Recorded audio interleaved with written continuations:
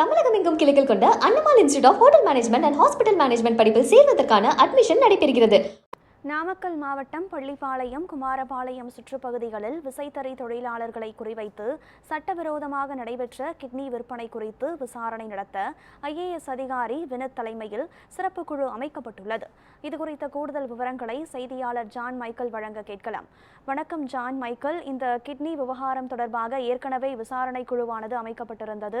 அதில் கிட்னி விற்பனை உறுதி செய்யப்பட்ட நிலையில் தற்போது இந்த சிறப்பு குழுவினுடைய விசாரணை எந்த கட்டத்தில் இருக்கிறது?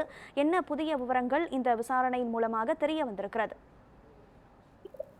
கனகதாரா, அதாவது நாமக்கல் மாவட்டம் பள்ளிப்பாளையம் மற்றும் குமாரபாளையம் வெப்படை உள்ளிட்ட சுற்றுப்பகுதிகளைச் சேர்ந்த விசைத்தறி தொழிலாளர்கள் பலரும் நலிவடைந்த நிலையில் காணப்படுகின்றனர். இவர்களை குறிவைத்து கிட்னி சட்டவிரோதமாக விற்பனை செய்யும் கும்பலானது கடந்த சில வருடங்களாக அவர்களை அணுகி அவர்களுடைய கிட்னியை விற்பனை செய்து அதில் கிடைக்கக்கூடிய தொகையை மோசடியாகவும் ஈடுபடுகின்றனர் என்ற குற்றச்சாட்டு எழுந்துள்ளது. இந்நிலையில் தற்போது மீண்டும் இந்த விவகாரம் விஸ்வரூபம் எடுத்து இருக்கக்கூடிய நிலையில் திமுகவை சேர்ந்த நிர்வாகியாக இருக்கக்கூடிய ஆனந்தன் இடைத்தரகராக செயல்பட்டவர் தற்பொழுது தலைமறைவாக இருக்கிறார். மேலும் இது தொடர்பான விசாரணையை மருத்துவ குழுவினர் தீவிரப்படுத்தியிருக்கின்றனர். இந்நிலையில் பாத்தீங்க அப்படின்னா தமிழக அரசு தற்பொழுது IAS அதிகாரி வினித் அவர்கள் தலைமையில் ஒரு சிறப்பு குழுவை அமைத்திருக்கிறது. இந்த குழுவினுடைய தலைமையில மேற்பார்வையில் பாத்தீங்க அப்படின்னா சென்னை சுகாதார சட்டப்பிரிவு இணை இயக்குனர் மீனாட்சி சுந்தரம் தலைமையில மருத்துவ குழுவினர் தீவிர விசாரணையை மேற்கொண்டிருக்கின்றனர். குறிப்பாக கிட்னி விற்பனை செய்ததாக கூறப்படும் நபர்கள், குறிப்பாக பெண்களிடம் இவர்கள் விசாரணையை தீவிரப்படுத்தியிருக்கின்றனர்.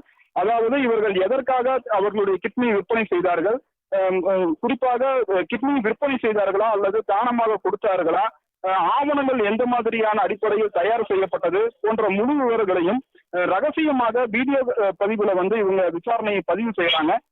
இது மட்டும் இல்லாமல் பள்ளிப்பாளையம் காவல் நிலையத்தில் பாத்தீங்க அப்படின்னா தலைமறைவாக இருக்கக்கூடிய ஆனந்தன் மீது வழக்கு பதிவு செய்யப்பட்டிருக்கிறது. அவர் தற்பொழுது வரை கைது செய்யப்படவில்லை. அது ஒரு பக்கம் அவரை தேடி வருகின்றனர். இந்நிலையில் பாத்தீங்க அப்படின்னா ஏராளமான இந்த பள்ளிப்பாளையம் சுற்றுப்பகுதியில உலா வருவதாகவும் அவர்கள் மீதும் சட்ட ரீதியாக நடவடிக்கை எடுக்க வேண்டும் என்று பாமக உள்ளிட்ட பல்வேறு கட்சியினர் மட்டுமல்லாமல் தொழிற்சங்க நிர்வாகிகளும் பள்ளிப்பாளையம் காவல் நிலையத்தில் தொடர்ந்து புகார் அளித்த வண்ணமாக இருக்கின்றனர். இந்த விவகாரம் தற்பொழுது தமிழக அளவில் பேசும் பொருளாக மாறி இருக்கிறது.